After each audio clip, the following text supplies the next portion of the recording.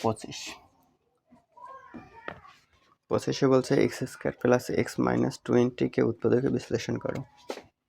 তাহলে x square plus x minus 20, তার মানে 20 কেমনভাবে ভাঙবো যাতে প্লাসের অন পাওয়া যায়। তাহলে 20কে ভাঙলে পাওয়া যায় 4 পাশে 20, তাহলে দিতে হবে প্লাসের 5 মাইনাসের 4, তাহলে প্লাসের 1 পাওয়া যাবে। তাহলে x square plus 5x minus 4x